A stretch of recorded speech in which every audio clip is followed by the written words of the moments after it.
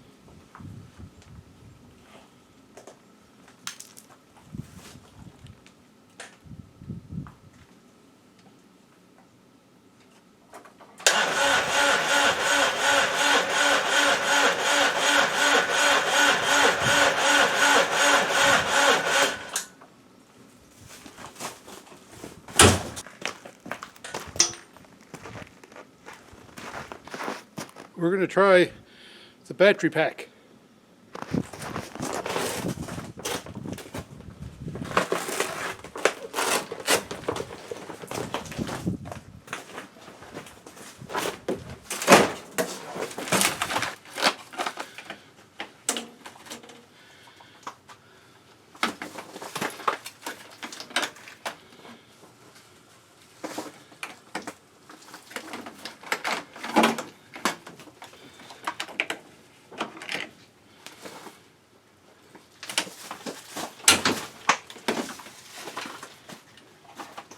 Glow plugs again. Put the glow plugs on for anywhere from 15 to 20 seconds, even longer sometimes when it's really cold like today.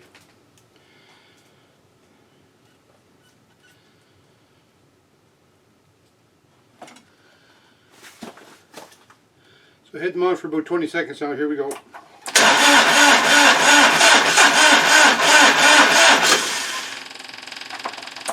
Almost. A little more glow plug, see what happens.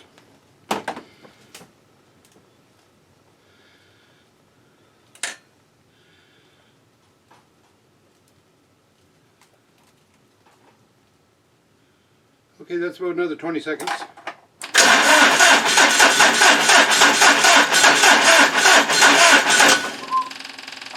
Once it wants to go, a little more glow plug.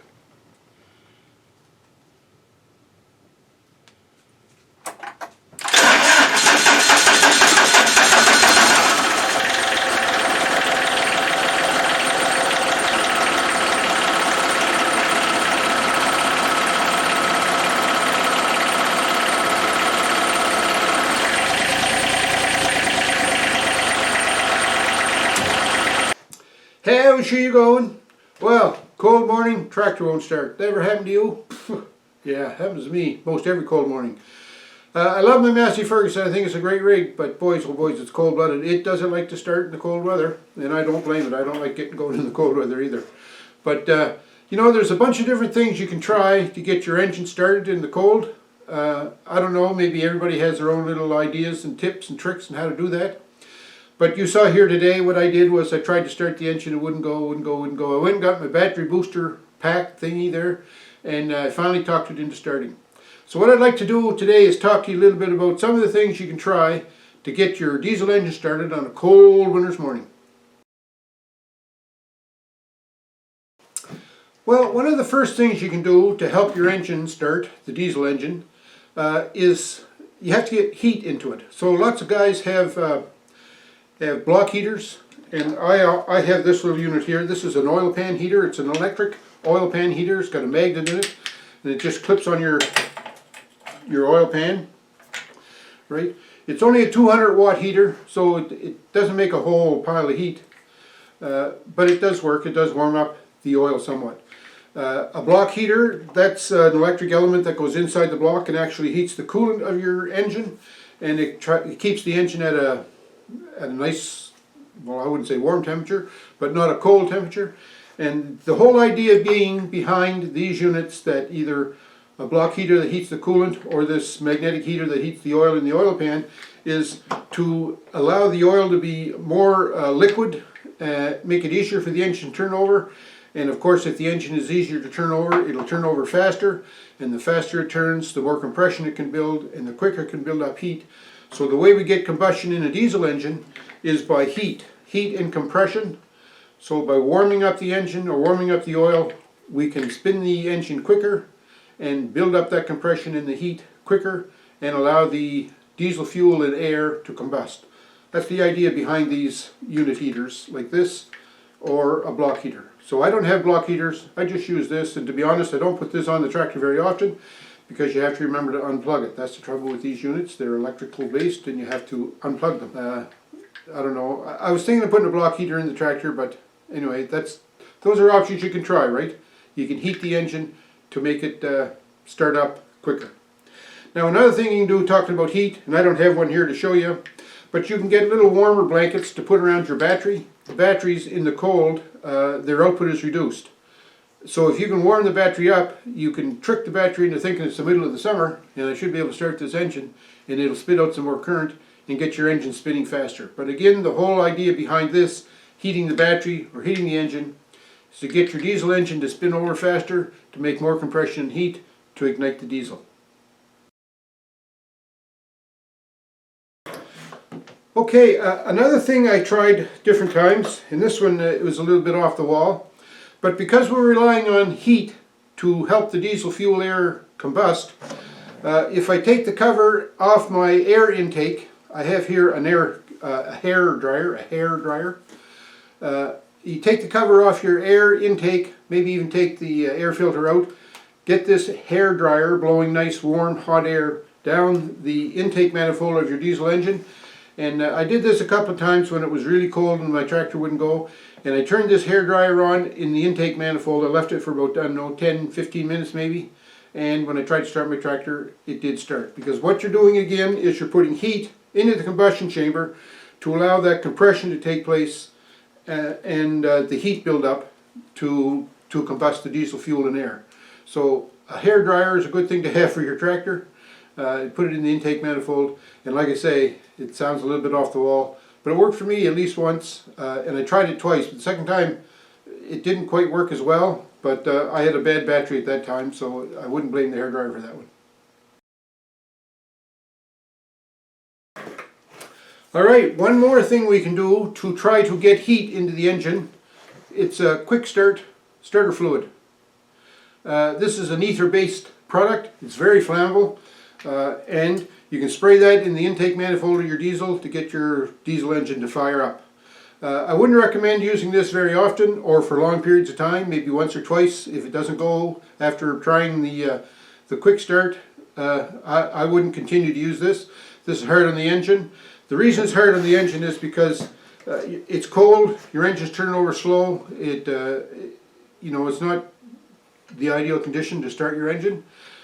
So what happens is you spray some of this in the cylinders, doesn't take much compression and heat to ignite this, and it explodes and off she goes. But you've got no real good lubrication yet on the cylinder walls, so you run the risk of scoring up a cylinder wall, maybe damaging valves too with this because it burns so hot.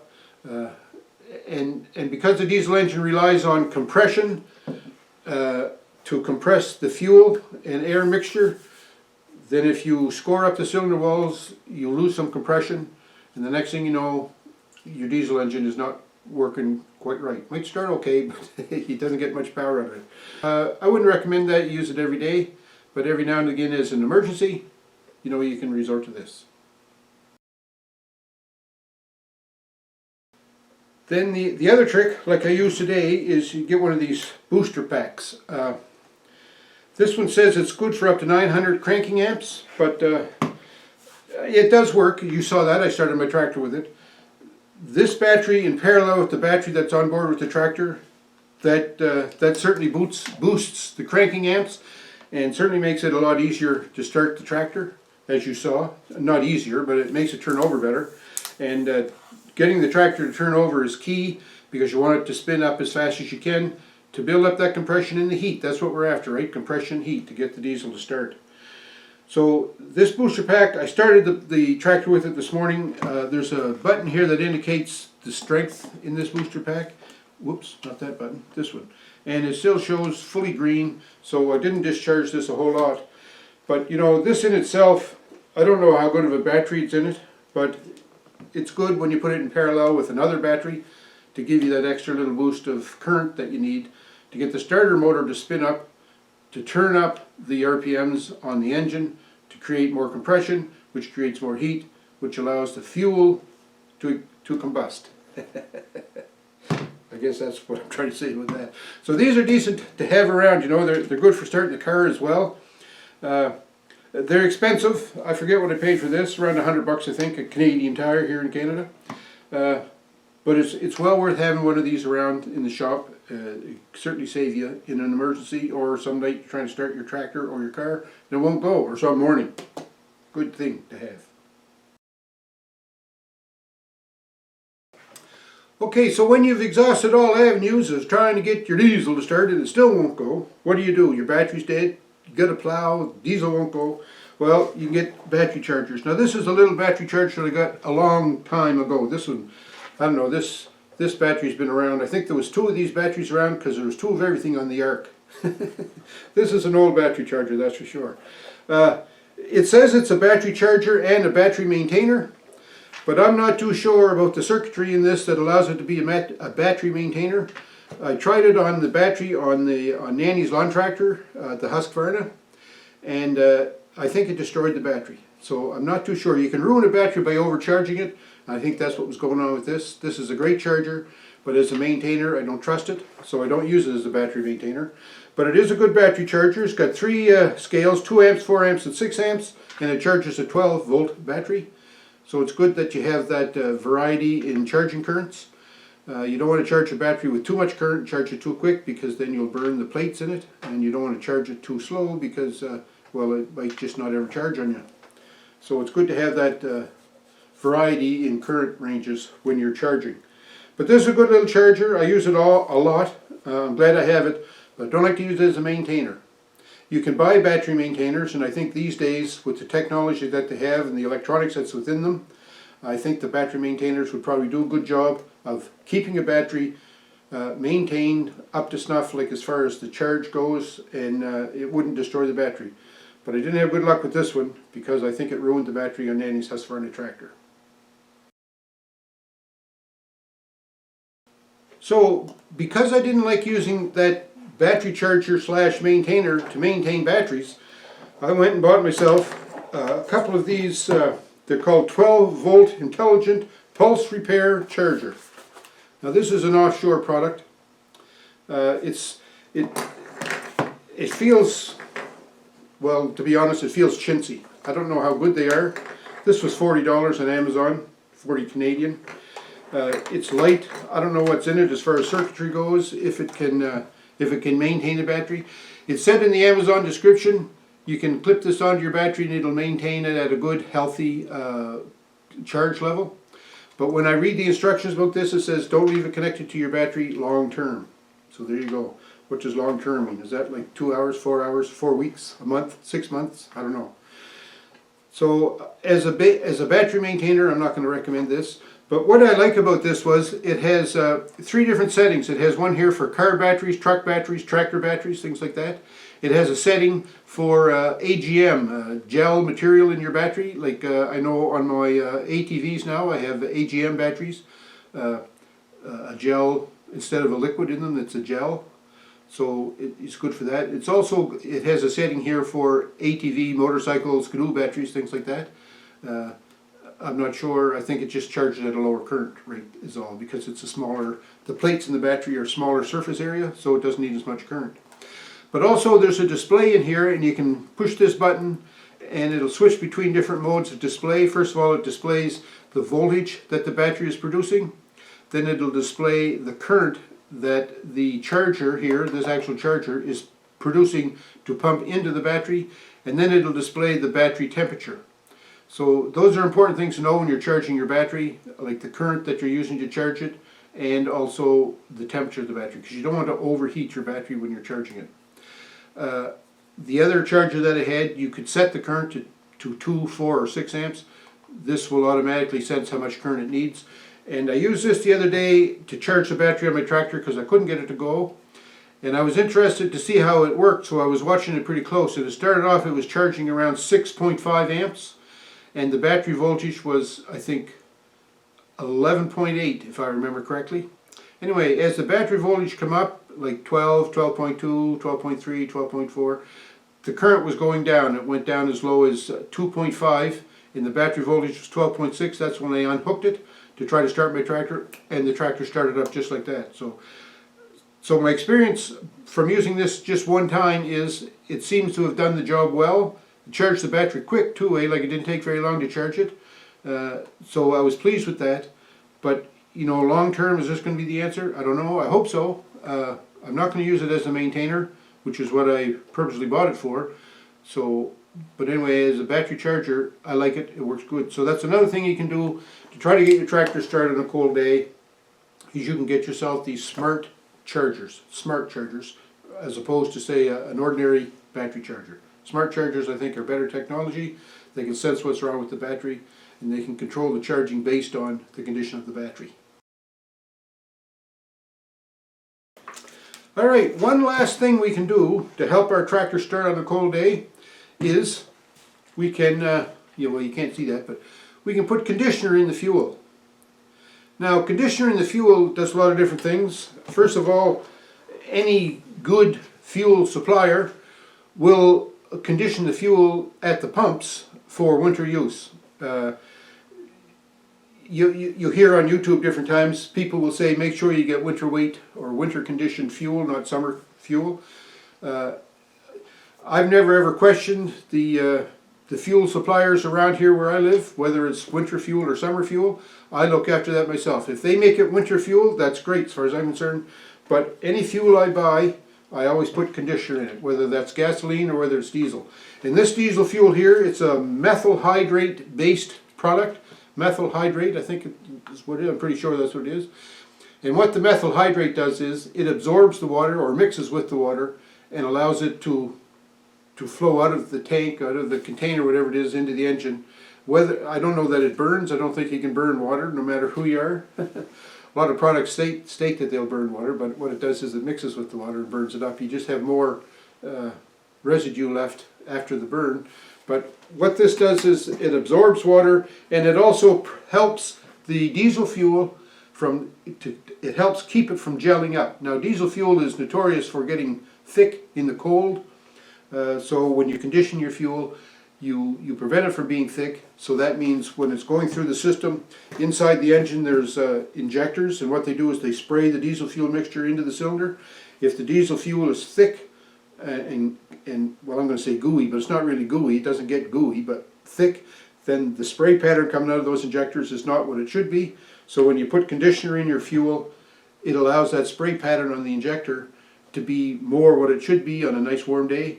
And it allows it, because the pellets are smaller that are mixed in the air, it allows it to combust easier. And what we're after is combustion by making compression and heat. So when you put diesel fuel conditioner in your fuel, you allow the engine to make that compression and generate the heat a lot easier. So I always put fuel conditioner in my diesel fuel. Well, there's lots of things we can try to get our diesel engines to start. And don't feel bad if your tractor doesn't start in the cold. That's nothing to be ashamed of, because diesel engines in cold weather, not a good combination. But once a diesel gets going, she's a great engine. If you ever notice, like at a truck stop, there's like, I don't know, 30, 40, 50 tractor trailers parked out in the yard. They're all running, or most of them will still be running, and that's not to keep the cabs warm on a cold day. No, sir, that's to keep the engine running. That's what they do. Once you get her started, you don't want to shut her down. Anyways, I have a few tips here that I showed. I hope that's able to help you out some.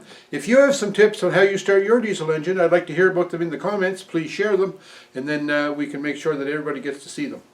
Thanks a lot for watching. I sure hope you enjoyed this video. I hope you're warm where you are. If not, get in by the fire. That's where I'm heading right now. Have yourself a nice hot drink. In the meantime, we'll talk to you soon.